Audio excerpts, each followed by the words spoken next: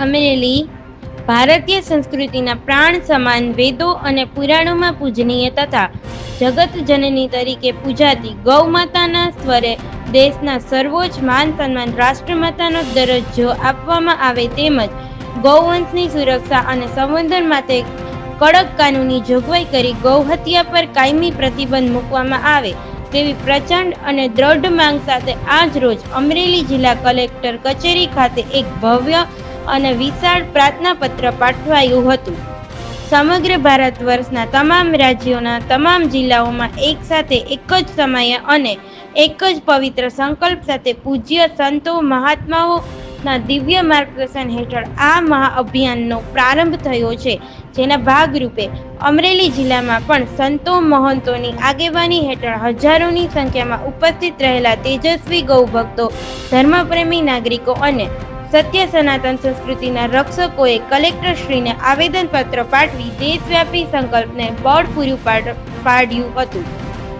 અમરેલી જિલ્લાના ગૌસેવકો દ્વારા કુલ 2,53,400 જેટલા હસ્તાક્ષરો સાથે આ આવેદનપત્ર સમર્પિત કરવામાં આવ્યું હતું, જે જિલ્લાઓની ગૌભક્તિનો અદ્ભુત પુરાવો છે.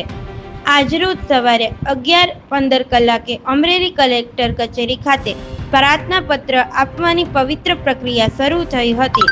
આ પ્રસંગે ઉપસ્થિત સંગમ ફાઉન્ડેશન ટ્રસ્ટના પ્રમુખ વિવેકભાઈ તળાવિયાએ પોતાના ઉદ્બોધનમાં જણાવ્યું હતું કે યુગ યુગથી જીવ માત્રના કલ્યાણ અને અન્નધન તથા આરોગ્યની રક્ષા માટે ગૌમાતાનું યોગદાન અતુલ્ય રહ્યું છે. ભારતીય સનાતન સંસ્કૃતિમાં ગૌ સેવા એ જ સાચી ઈશ્વર સેવા છે. આ પવિત્ર અભિયાન અંતર્ગત દેશના ખૂણે ખૂણેથી અને ગામોગામથી કરોડો નાગરિકો રાષ્ટ્રપતિ અને વડાપ્રધાનને સંબોધિત પ્રાર્થના પત્ર પાઠવી રહ્યા છે. સાથે જ www.gausanman.cloud વેબસાઇટ પર ઓનલાઈન માધ્યમથી પણ કરોડો નાગરિકો જોડાઈને ગૌમાતાના સમર્થનમાં પોતાનો અવાજ બુલંદ કરી રહ્યા છે. ભારતીય સંસ્કૃતિ અને ગૌવંશના ગૌરવને પુનઃ સ્થાપિત કરવા માટે ગૌમાતાને સત્તાવાર રીતે રાષ્ટ્રમાતા જાહેર કરવામાં આવે તેમજ સમગ્ર દેશમાં ગૌવંશની હત્યા કરનારાઓ સામે આડેધડ કડક કાનૂની સજા અને ફાંસી જેવી સખત જોગવાઈ લાગુ કરવામાં આવે. વધુમાં ગૌવંશની સર્વાંગી વિકાસ, સંવર્ધન અને રક્ષણ માટે કેન્દ્ર સરકાર દ્વારા એક અલગ ગૌ મંત્રાલયની સ્થાપના કરવામાં આવે તેવી માંગ સાથે પ્રાર્થના પત્ર અપાયું હતું. બ્યુરો ચીફ રજાકભાઈ જાખરા, સાવરકુંડલા. નમસ્કાર, વિવેક તળાવિયા, સંગમ ફાઉન્ડેશન ટ્રસ્ટ, ચલાળા.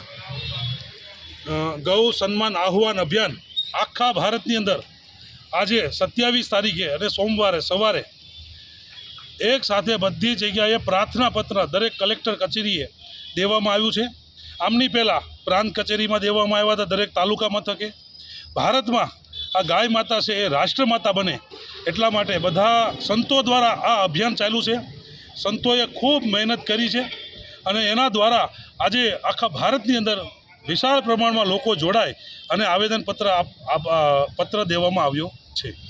હા, શેની માટે છે અને આવેદન પ્રાર્થના પત્ર છે શેની માટે દેવામાં આવ્યું? પ્રાર્થના પત્ર છે એ ભારતમાં જે ગૌ માતા વાસ્તવમાં રાષ્ટ્રમાતા જ છે, પણ એને સૈદ્ધાંતિક રીતે એની મંજૂરી મળે, સરકાર દ્વારા એને ખરડો પ્રચાર કરવામાં આવે અને આ ગાય માતાને રાષ્ટ્રમાતા બને એ માટે બધા સંતોએ આજે પ્રાર્થના પત્ર બધા કલેક્ટર કચેરીમાં આખા ભારતમાં એક સાથે આપવામાં આવ્યું છે.